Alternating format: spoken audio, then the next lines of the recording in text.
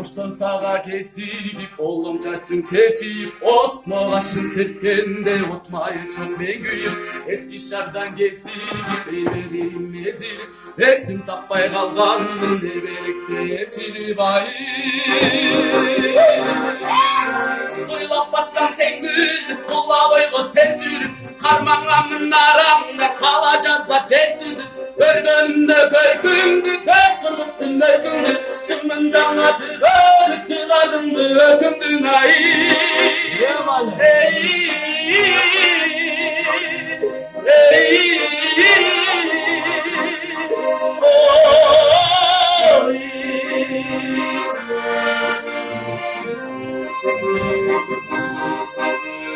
Allah kaçıp özümdü, aram tuttum özümdü Motor gözüm bol teşke olamadım ökündü Harray verdim arttındı, şarret vardım şartındı Tanışalı dev alıp yapmay kaldım ardından ay Hakka sayın kaşındı, kara cerge kaldım Gökten cerge kullar, şu kara gaygay kaldım Diktet bin ırmaklardı, tezginimdi haklardım Bir zamanda gezildim, bir zamanda haklardım ay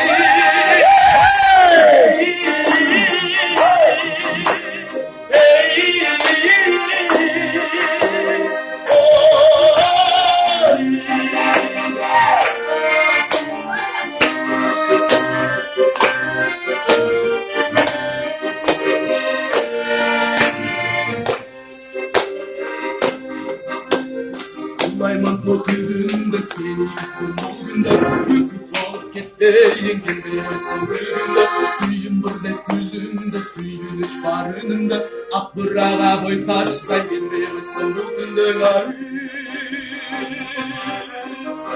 Taştım beni bunlarım kolsundadır bunlarım Totüründe tomdur tük gelmedin bunlarım Sula boyun vursan da sularım geç bunlarım Ak bırağına kıskan apama jetsin oğlum mahi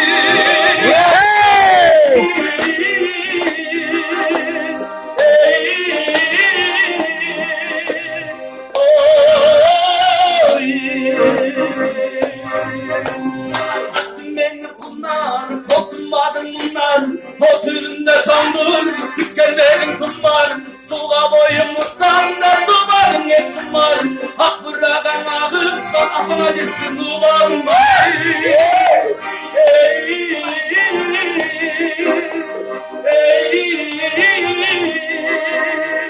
Oh,